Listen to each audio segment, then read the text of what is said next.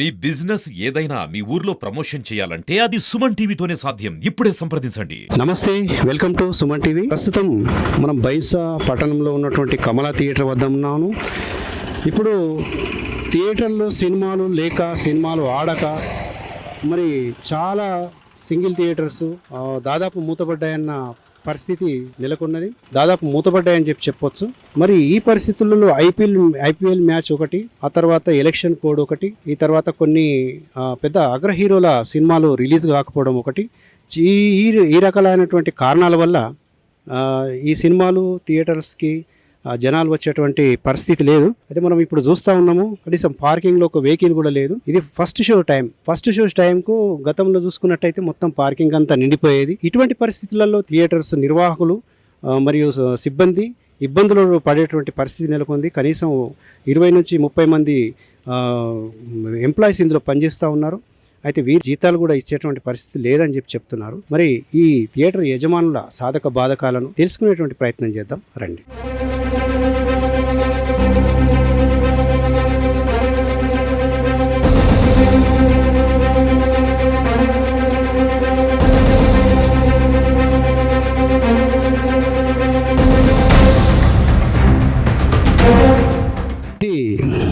Booking point. మరి ఇక్కడ అసలు ఒక్క ప్రేక్షకుడు కూడా లేనటువంటి పరిస్థితి ఏర్పడ్డది. ఈ ఫస్ట్ షో టైంలో దాదాపు వందలాది మంది క్యూలో నిలబడి టికెట్ తీసుకునవలసిన టైం ఇది. మరి ఇంతవరకు కూడా ఒక ప్రేక్షకుడు అసలు చూసేటువంటి ఒక ఆడియన్ కూడా రాకపోవడం అనేది మనకు కనిపిస్తున్నటువంటి దృశ్యం. మరి ఈ పరిస్థితుల్లో లోపల యజమానులు, థియేటర్ నడిపిస్తున్న నిర్వాహకులు ఎట్లా, వారి ప్రాబ్లమ్స్ ఏంటి, అసలు ఎందుకు ఇట్లాంటి దాదాపు సినిమాలను ప్రదర్శించకుండా ఇలాగే ఉంచేస్తున్నారు, మరి ఇది ఎంతవరకు, ఎన్ని రోజుల వరకు ఈ సమస్యను ఉంచుతారన్న విషయాన్ని మనం తెలుసుకునేటువంటి ప్రయత్నం చేద్దాం.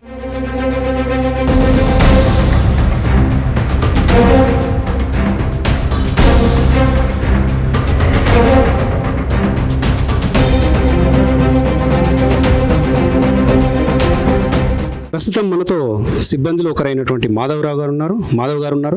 అయితే వారిని అడిగి ఈ థియేటర్స్ యొక్క ప్రాబ్లమ్స్ ఏందనేది తెలుసుకునే ప్రయత్నం చేద్దాం. చెప్పండి మాధవ్ గారు, ఇప్పుడు అసలు సింగిల్ థియేటర్లు ఎందుకు మూసేయాల్సినటువంటి పరిస్థితి ఏర్పడ్డది, అసలు దీనికి కారణం ఏంటని చెప్పి? గత 4 నెలల నుంచి పెద్ద హీరోల సినిమాలు విడుదల లేకపోవడం, తర్వాత సార్వత్రిక ఎన్నికలు, అసెంబ్లీ కానివ్వండి, పార్లమెంట్ ఎన్నికలు ఇదే సమయంలో రావడం, తర్వాత ఐపీఎల్ మ్యాచ్ కూడా సేమ్ టైం ఇప్పుడే ఉండడం వలన కూడా ఈరోజు ఈ సినిమా పరిస్థితి ఎలా అయిందంటే, పెద్ద హీరోల సినిమాలకే ప్రేక్షకులు ఆరాధించడం, మరి చిన్న సినిమాలను ఆరాధించకపోవడం వల్ల ఒకటి, తర్వాత అదే సమయంలో ఎన్నికల హడావిడి, మరి పల్లెటూర్ల ప్రాంతంలో వివిధ గ్రామాలలో ఎన్నికల హడావిడిలో ప్రజలు ఉండడం, తర్వాత యువత అనేది ఐపీఎల్ మ్యాచ్కు ఆకర్షితులై, తర్వాత పెద్ద మొత్తం ఎత్తున ఓటీటీకి ప్రేక్షకులు దానికి అద్దుకపోవడం వల్ల సినిమా హాల్ అనేది నిరాదరణ గురవుతున్నది. అందులో భాగంగానే ఈరోజు ఈ థియేటర్లు మెయింటెనెన్స్ చేయడానికి మా యాజమాన్యానికి చాలా ఇబ్బంది అవుతుంది.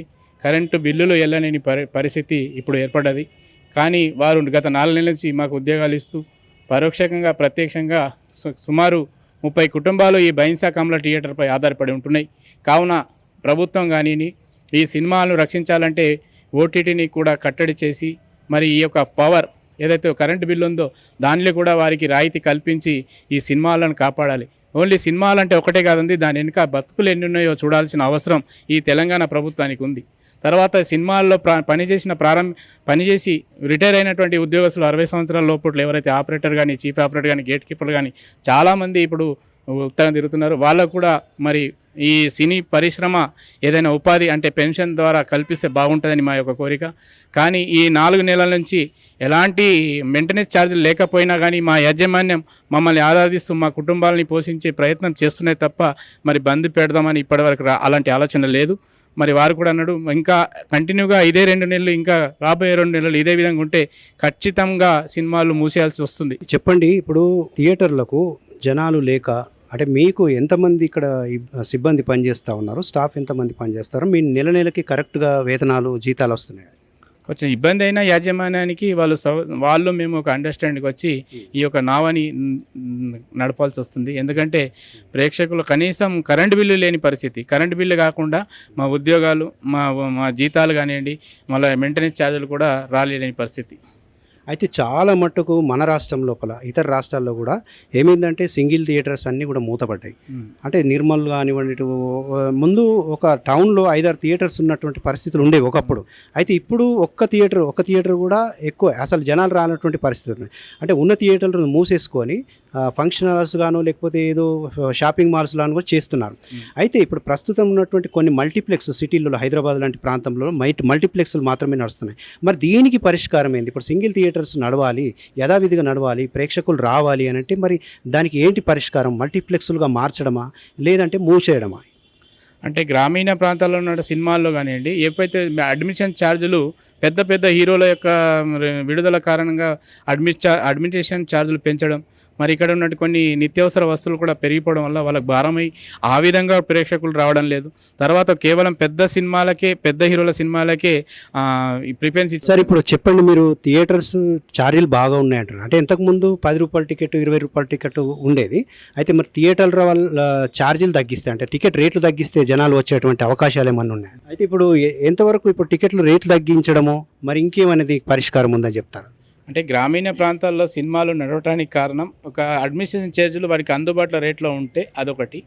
తర్వాత సినిమాలు అనేది జనాభా పాపులేషన్ కూడా ఎక్కువ ఏమవుతుందంటే ఓటీటీకే ఇది అయిపోయింది. ఓటీటీ ద్వారా కొన్ని 50 రోజుల తర్వాత 100 రోజుల తర్వాత సినిమాలు రిలీజ్ అయితే ఈ సినిమాలు బతికే ఆలోచన ఉంది.